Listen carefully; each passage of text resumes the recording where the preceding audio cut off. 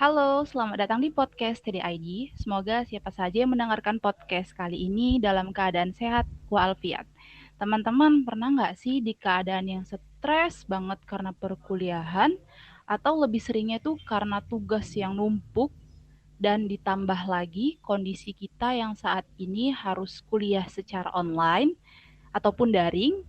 Nah, jika pernah, cocok banget sama tema kita kali ini, yaitu mengelola burnout akademik saat kuliah online. Pastinya penasaran dong apa sih burnout itu dan mengapa bisa terjadi dalam dunia perkuliahan. Nah, di sini saya sudah mempunyai narasumber yang sangat luar biasa. Beliau adalah salah satu mentor di 1%. 1%. Benar ya, Kak ya? Iya, benar. Oke, yang punya YouTube itu kan ya. 1%-nya ya punya punya semua platform media juga.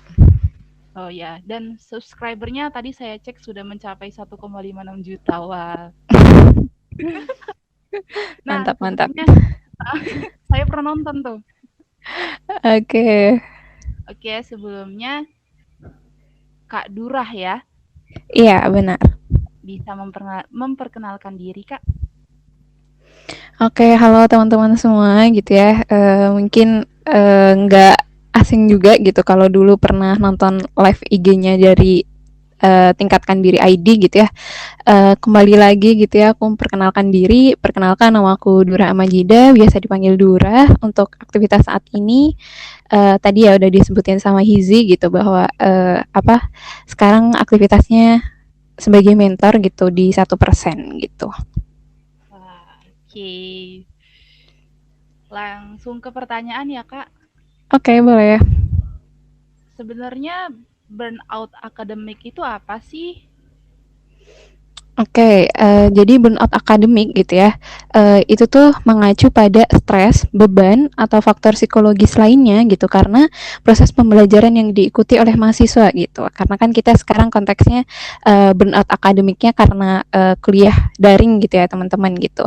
Dan karena proses pembelajaran tersebut gitu ya, akhirnya seseorang ini atau mahasiswa ini menunjukkan keadaan yang lelah gitu secara emosional, kemudian kecenderungan untuk depersonalisasi gitu ya, kemudian prestasi pribadinya itu cenderung rendah, dan yang terakhir biasanya seseorang ketika lagi burnout akademik gitu ya, itu mempunyai perasaan tidak kompeten gitu sebagai mahasiswa gitu. Jadi dia merasa bahwa wah nggak bisa nih aku jadi mahasiswa, atau kayak kurang gitu, kayaknya kok aku belum jadi mahasiswa yang baik ya gitu, terlebih ketika lagi online kayak gini gitu ya teman-teman, gitu mungkin Hizi secara singkatnya kayak gitu. Nah, kalau gejalanya itu gimana sih Kak?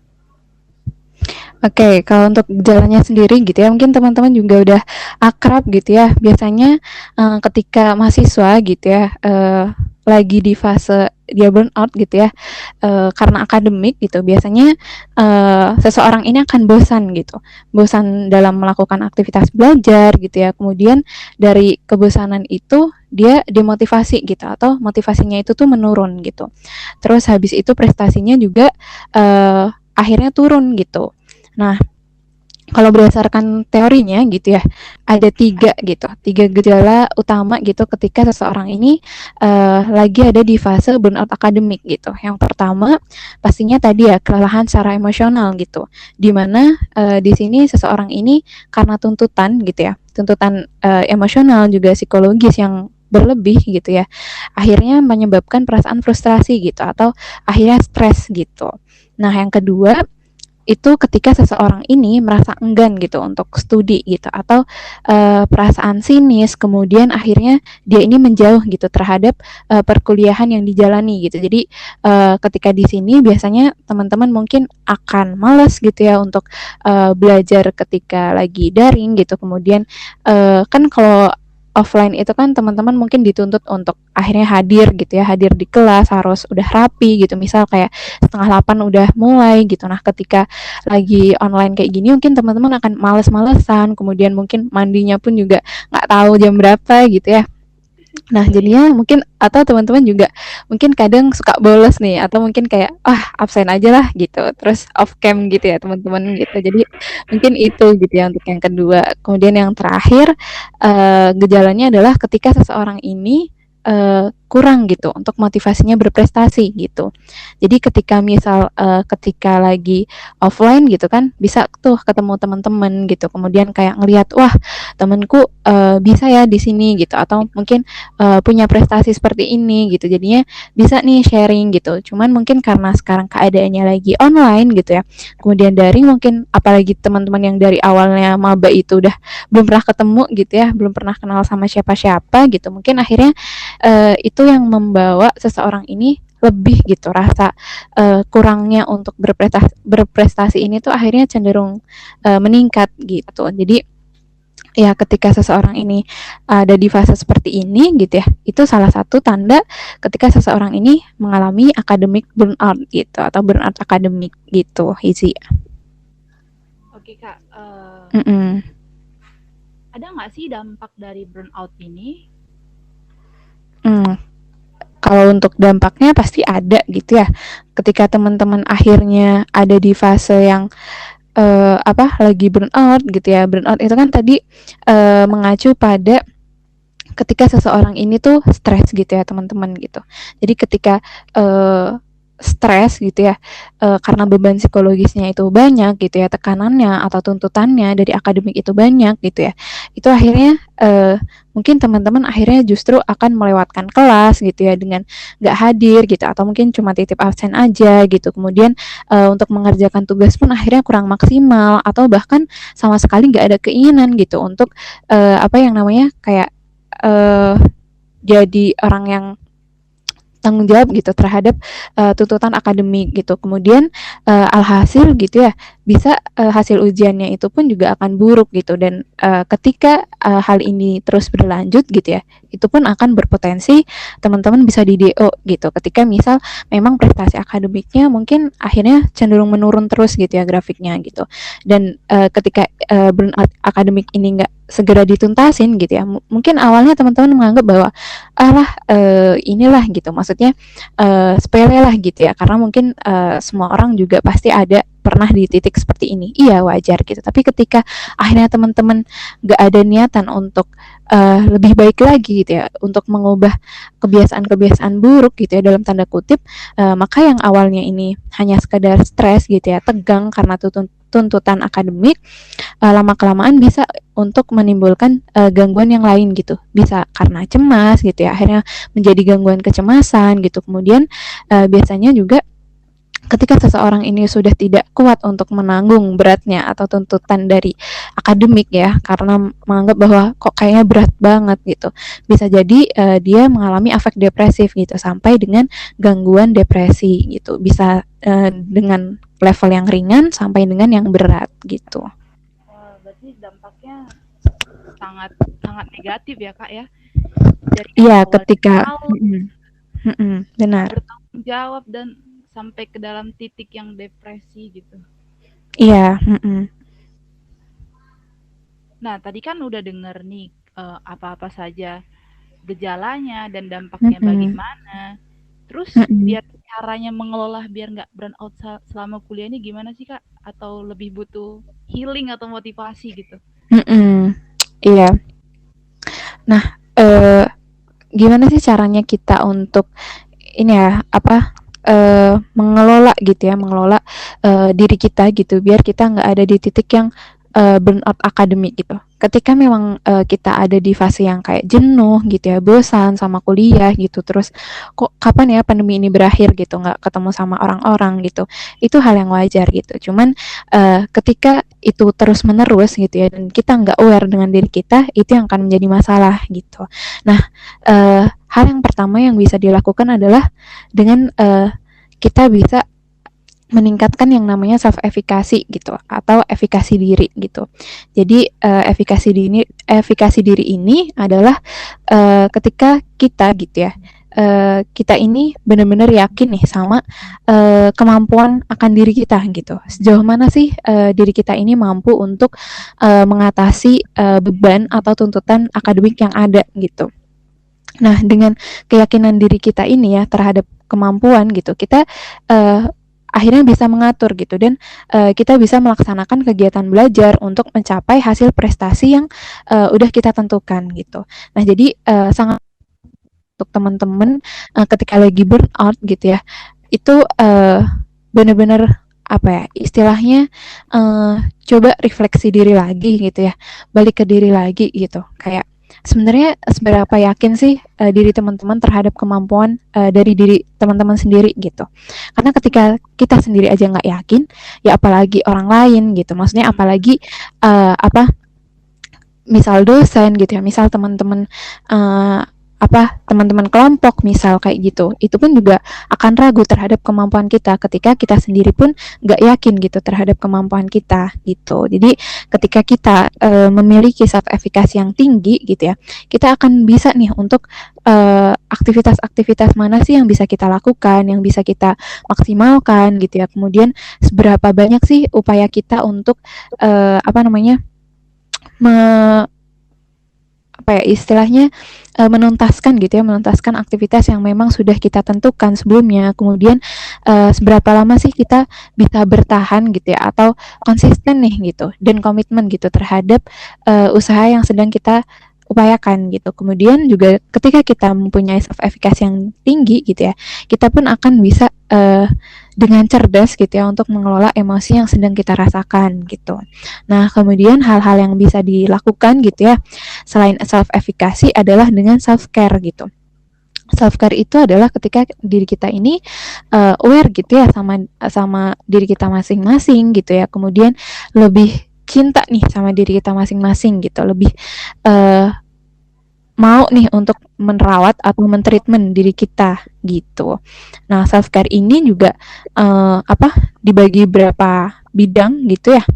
Itu yang pertama, ketika self care ini kita tujukan pada lingkup profesional, yaitu kalau kita berbicara ketika kita menjadi mahasiswa ya, gimana caranya sih langkah kita atau usaha-usaha untuk self care gitu ya terhadap perkuliahan yang sedang kita jalani gitu. Misal dengan kita harus tanggung jawab dengan tugas-tugas yang memang itu menjadi tanggungan kita gitu ya. Terus kemudian mungkin kita harus melakukan diskusi kelompok gitu. Kemudian kita juga misal sharing sama teman-teman gitu. Mungkin di luar ketika perkuliahan gitu ya. Misal yang ini tuh maksudnya apa sih? Misal kayak gitu. Kemudian teman-teman bisa memperbanyak literatur gitu ya, literatur review gitu mengenai materi yang memang teman-teman butuhkan gitu. Nah, yang kedua itu ketika teman-teman bisa self care di aspek fisik gitu. Jadi ketika teman-teman apalagi lagi pandemi kayak gini gitu ya, aktivitas fisik gitu ya seperti istirahat gitu ya, kemudian untuk makan, untuk olahraga gitu ya, untuk tidur yang berkualitas gitu ya, itu sangat penting gitu untuk teman-teman menjaga diri teman-teman supaya tetap fit gitu. Jadi harus olahraga yang rutin, kemudian jadwal tidurnya itu juga rutin dan memang berkualitas gitu ya. Bukan berarti ketika WHO itu menetapkan 6 sampai dengan 8 jam gitu ya, ketika kita untuk tidur sehari itu segitu, terus teman-teman mengalokasikan waktunya misal di atas jam 12 sampai dengan pagi banget gitu, sampai akhirnya kualitas itu justru nggak dapat gitu, karena tidur yang baik itu kalau bisa gitu ya, jangan sampai di atas jam 11 gitu. Nah, kemudian juga pola makan yang teratur, kemudian olahraga yang cukup gitu ya. Pun sekarang karena pandemi ini sangat dianjurkan gitu ya untuk teman-teman melakukan exercise itu biasanya di rentang 30 menit gitu ya sehari gitu. Kemudian self care terhadap psikologis teman-teman gitu. Gimana sih caranya untuk mengelola pikiran-pikiran negatif? Mungkin teman-teman juga banyak overthinkingnya gitu ya, karena pandemi ini tuh belum berakhir gitu ya, terus udah pengen ketemu sama teman-teman, misal habis itu pengen hangout gitu ya, pengen organisasinya juga jalan semestinya gitu ya, misal teman-teman yang udah join organisasi gitu. Dan kemudian hal-hal apa sih yang bisa teman-teman lakukan gitu ya untuk self care di aspek psikologis gitu? Teman-teman bisa membuat gitu ya reflective journal gitu, ketika teman-teman menulis gitu ya, mungkin kayak diary gitu. Kayak seharian ini aktivitas teman-teman tuh apa gitu. Tapi bukan hanya terpusat di peristiwanya aja gitu. Tapi lebih ke emosi teman-teman yang perasaan teman-teman saat ini tuh apa sih? Oh, ketika aku lagi kelas tuh aku kadang semangat gitu, seneng gitu karena akhirnya bisa ngeliat nih teman-temanku tuh seperti apa sih gitu yang mungkin biasanya cuma chat tapi ketika diwajibin on cam gitu ya teman-teman akhirnya ngerti oh kalau si A ini tuh seperti ini, oh si B tuh orangnya kayak gini toh ternyata gitu. Misal kayak gitu. Jadi diary ini gitu ya atau journaling ini tuh nggak cuma terpusat pada peristiwa aja gitu, tapi juga emosi yang menyertainya gitu. Kemudian juga teman-teman bisa melakukan hal-hal yang memang teman-teman sukai gitu dan itu bisa menjadi mood booster teman-teman gitu ya ketika teman-teman lagi burnout gitu. Kemudian aspek yang selanjutnya gitu ya self care-nya adalah ketika teman-teman ini bisa mengelola emosi gitu secara cerdas gitu, secara tepat gitu. Jadi ketika teman-teman lagi merasakan misal kesel gitu ya atau pengen marah atau mungkin sedih gitu ya terus mungkin ya itu berkaitan dengan tugas kelompok misal temennya nggak kooperatif atau misal dosennya kok tiba-tiba ngasih tugas tuh yang banyak banget misal teman-teman males gitu ya. Nah itu emosi negatif itu harus dikelola dengan benar gitu. Jadi terima aja gitu ya, sadari aja emosi yang memang lagi teman-teman rasakan gitu. Kemudian izinkan diri teman-teman gitu ya dan tubuh teman-teman untuk merespon nih gitu. Merespon atas emosi yang teman-teman lagi rasakan gitu. Kadang kita itu kan males ya untuk merasakan emosi yang negatif gitu karena mungkin kayak males ntar masa sedih-sedih terus atau ntar marah terus misal kayak gitu tapi cukup sadari kemudian terima kemudian ekspresikan secara penuh gitu secara lepas secara tuntas gitu jadi ketika teman-teman lagi marah karena mungkin ada teman kelompoknya yang kurang operatif gitu ya ya udah gitu rasakan aja gitu rasa marah yang memang lagi teman-teman rasakan gitu sadari bahwa oke nih aku lagi marah gitu ya aku lagi marah karena temanku nggak kooperatif gitu misal nah ya udah gitu oke diriku aku sadar bahwa aku lagi marah oke sekarang aku mengizinkan diriku gitu ya mengizinkan tubuhku untuk merasakan rasa marah ini gitu kemudian ketika udah selesai gitu ya udah selesai merasakan rasa marah ini gitu teman-teman bisa melakukan relaksasi gitu. Nah, salah satunya dengan mindful breathing gitu. Teman-teman tarik nafas dalam-dalam, kemudian tahan, kemudian hembuskan gitu. Sampai diulang-ulang sampai teman-teman ini merasakan relax gitu. Dan itu ya cara untuk secara singkat gitu untuk mengelola atau meregulasi emosi gitu. Nah, kemudian aspek selanjutnya, teman-teman juga bisa self care nih di aspek hubungan gitu. Hubungan yang sehat gitu ya tentunya gitu. Hubungan yang bisa mensupport teman-teman gitu untuk jadi seseorang yang lebih baik lagi, untuk lebih semangat lagi, untuk bangkit lagi, untuk cheer up lagi gitu. Jadi teman-teman bisa menjalin hubungan yang sehat nih dengan teman-teman gitu ya atau misal dengan dosen atau misal dengan keluarga gitu ya.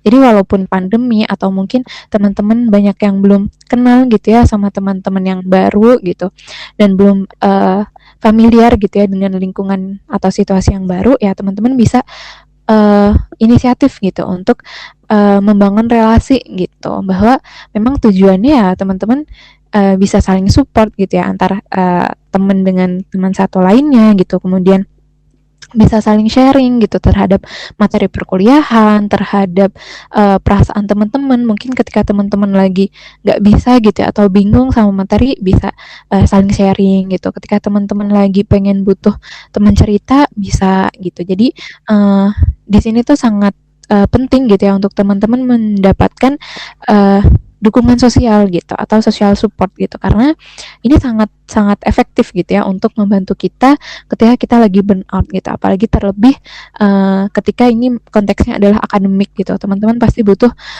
support banget nih gitu untuk dari teman-teman yang lainnya gitu yang memang punya kondisi yang sama dengan teman-teman gitu. Kemudian yang terakhir gitu ya itu teman-teman bisa self care di aspek spiritual gitu. Jadi teman-teman memiliki perspektif gitu bahwa ya kehidupan ini tuh nggak cuma sebatas dengan kehidupan yang kita alami sehari-hari aja gitu.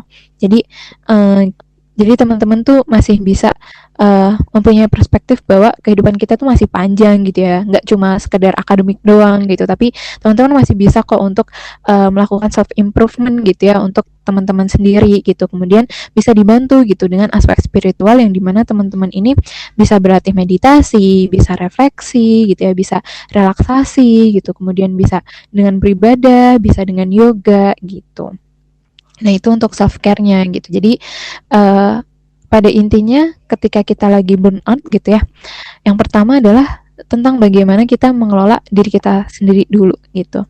Nah, kemudian tadi kan udah ada beberapa poin gitu ya teman-teman untuk self efficacy, kemudian self care gitu. Dan yang nggak kalah penting adalah ketika kita cuma berfokus dengan diri sendiri, kan itu baru lebih ke mengelola emosi kita gitu ya, mengelola perasaan kita gitu, pikiran-pikiran negatif kita yang membuat kita overthinking gitu. Tapi untuk doing something-nya teman-teman harus tetap lakukan gitu ya. Gimana sih caranya benar-benar burnout akademik ini tuh terselesaikan gitu. Jadi nggak cuma sekedar pikiran juga perasaan, tapi perilakunya juga. Nah, teman-teman bisa dengan membuat tujuan nih gitu. Tujuan selama di perkuliahan ini teman-teman mau ngapain gitu. Selama 4 tahun gitu ya. 4 tahun ini mau ngapain gitu.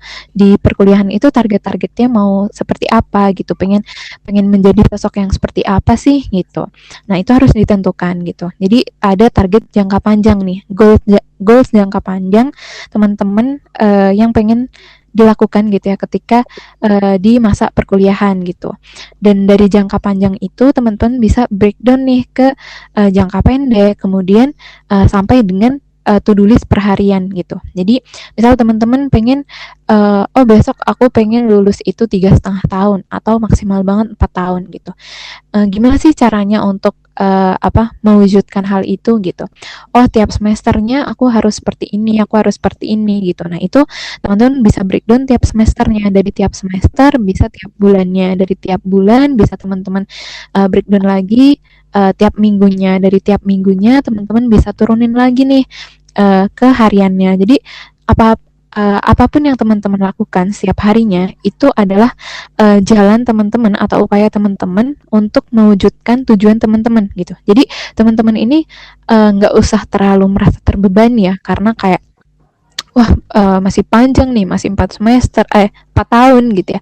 Terus aku harus ini kan banyak ya gitu. Selama 4 tahun ke depan pasti ketika kita nulis itu banyak banget targetannya. Tapi dan merasa mungkin kayak wah beban banget, pressure banget gitu ya. Kayak wah kayaknya berat banget lah untuk dicapai gitu. Nah, untuk meminimalisir gitu ya perasaan-perasaan kita untuk nggak bisa gitu ya, untuk nggak bisa mewujudkan tujuan-tujuan yang ingin kita capai, ya dengan tadi gitu kita bisa membedah gitu ya tujuan jangka panjang kita ini menjadi tugas-tugas kecil gitu. Jadi upayakan teman-teman membuat to-do list tiap hari itu dengan masing-masing tugasnya, masing-masing to-do list-nya itu jangan sampai melebihi 1 jam gitu. Jadi teman-teman bisa mengagendakan agenda teman-teman gitu ya, itu sampai kecil-kecil gitu. Jadi misal ada tugas nih, tugasnya harus bikin paper. Ya udah teman-teman bisa breakdown nih dari misal literatur review dulu, atau misal sebelum literatur review tentuin topiknya, kemudian literatur review, kemudian misal ngerisum gitu ya. Habis itu misal teman-teman bikin kerangka berpikirnya dulu. Oh, poin-poinnya ini nih yang bakal aku tulis gitu. Terus teman-teman mulai menulis gitu. Jadi teman-teman bikin tugas yang sesuatu yang besar itu bisa di breakdown ke kecil-kecil gitu. Jadi teman-teman nggak merasa bosan, nggak merasa monoton gitu untuk hal yang kok lama banget ya nulis paper itu, misal harus butuh 3 jam misal, ya itu nggak akan efektif gitu ketika teman-teman melakukan sesuatu hal itu di atas 1 jam gitu. Jadi kalau bisa di bawah 1 jam gitu. Dan teman-teman harus pastikan gitu ya tujuan yang teman-teman tetapkan itu harus yang spesifik, harus yang bisa terukur gitu ya. Kemudian memang relevan dengan kemampuan teman-teman gitu ya. Teman-teman yang tahu sendiri gitu sejauh mana sih kemampuan teman-teman, kapasitas teman-teman untuk melakukan atau untuk mencapai tujuan itu gitu. Dan yang paling terakhir adalah teman-teman harus pahami bahwa ya teman-teman harus punya target yang jelas itu dengan waktu gitu. Jadi 4 tahun nih, tadi kan udah per semester, udah per minggu, udah per hari gitu, dan teman-teman harus tentukan dari per hari itu, oh misal ini 1 jam nih untuk literatur review, atau misal untuk cari topik misal setengah jam misal kayak gitu. Jadi teman-teman harus punya time out-nya gitu untuk melakukan agenda yang udah teman-teman agendakan gitu. Jadi nggak cuma wacana gitu ya, nggak terus akhirnya menjadi ditunda-tunda, akhirnya teman-teman prokras gitu ya, akhirnya semuanya terbengkalai gitu. Jadi mungkin itu ya gitu, berapa tips untuk teman-teman biar bukan enggak mengalami sih, pasti seseorang pasti akan pernah ada di posisi itu, tapi untuk meminimalisir nih, atau tipsnya ketika teman-teman lagi ada di fase burnout gitu. Jadi mungkin itu sih gitu, berapa tipsnya. Wah, luar biasa banget sih ya. Banyak banget tadi tipsnya. Dan terus Kak, apa sih yang perlu dirubah dari dalam diri agar nggak mudah nih dalam burnout di kemudian hari? Mm-mm. Oke, jadi apa aja ya yang harus diubah gitu ya? Sebenarnya ini balik lagi ya ke diri kita gitu. Ketika teman-teman belum ada motivasi dari internal gitu ya, khususnya dari dalam diri teman-teman sendiri, akan susah gitu untuk teman-teman mengubah sesuatu gitu. Jadi ketika teman-teman merasa ada yang salah atau merasa ada yang perlu dirubah, ya itu harus muncul dari keinginan teman-teman sendiri gitu.